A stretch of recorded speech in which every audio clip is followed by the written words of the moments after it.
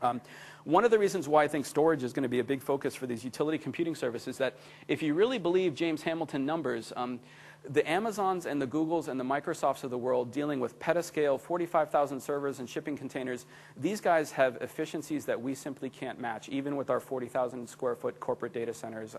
It's very, very difficult for me to figure out how I could do 4x geographically replicated storage for 80 cents a gigabyte and falling.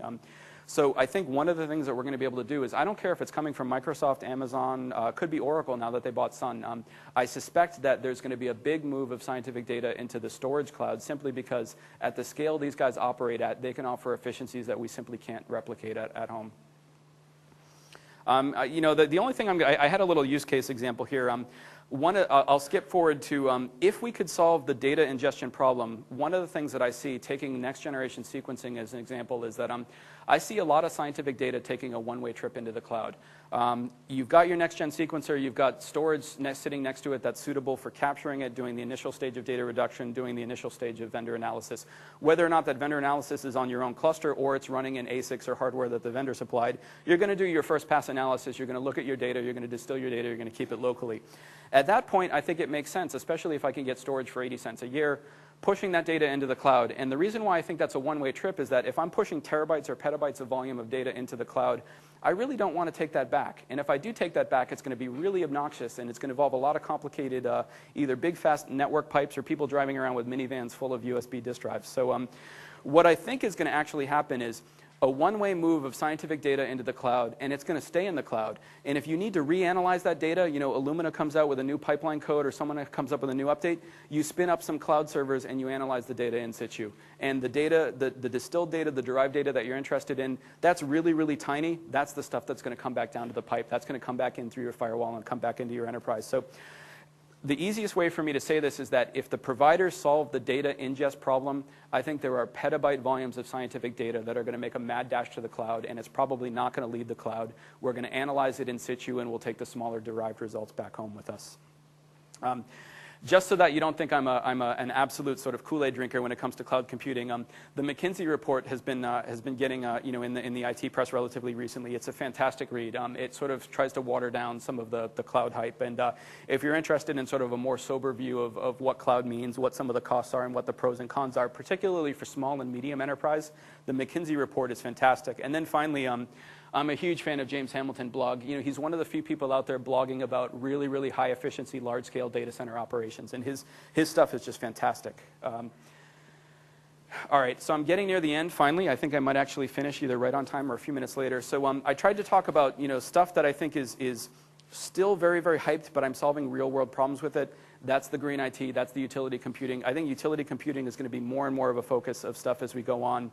Finally, in terms of the stuff that I'm sort of thinking about for what's going to happen over the next 6 months, 9 months, a really fantastic thing happened a couple weeks ago.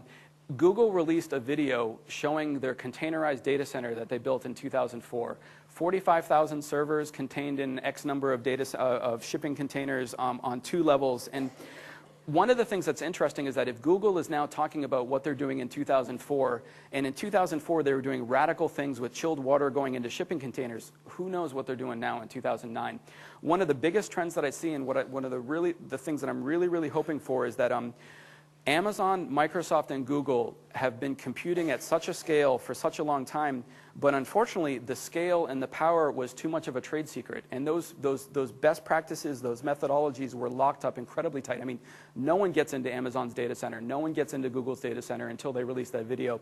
What we're starting to see, and what I'm starting to really hope, is that the best practices are starting to trickle out, and the things that you're starting to see is the containerized data center since 2004. It's bringing chilled water to the servers or the rack enclosure. More importantly, it's things like there's this movement to sort of raise the operating temperature of our data centers, and relating to that, Dell is now offering server motherboards that are rated for like a much higher inlet water temperature, and Rackable now has, they're selling machines that are warranted for operating air temperatures of 104 degrees Fahrenheit.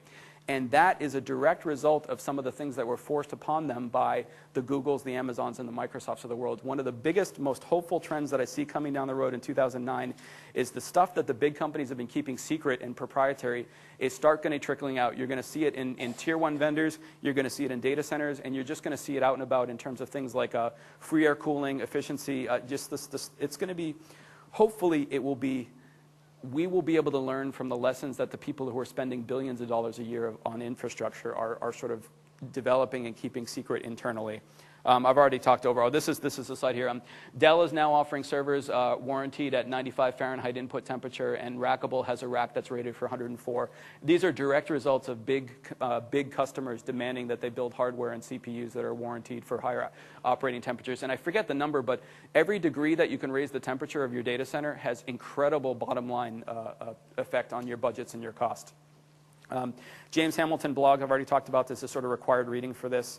And finally, the last thing, I kind of wanted to think about a real far-out thing that we were talking about, and for me, it's federated storage. There's a lot of separate islands of storage. I meet a lot of scientists who spend an hour a day rsynching data and code around. I've been sort of really beating my head about how to unify islands of storage. One of the things that I'm looking at, and you might expect to see some talks from us or some white papers in 2009, is a good friend of mine and sort of one of my technical mentors, Jacob Farmer from Cambridge Computer, hooked me up with this company, General Atomics. They actually make the Predators, but they also have a software line, Nirvana, the storage research broker. And I wanted to end the talk with kind of a far-out thing that's looking relatively exciting for 2009. And I think there's some interesting stuff that we're doing with Nirvana and federated storage systems. And I expect to see us. Maybe we'll talk a little bit about what we've seen at Hanover, Germany, or something like that. But that's probably what I'm more excited about in 2009 is the possibility of some actual, practical, usable federated storage technologies moving forward.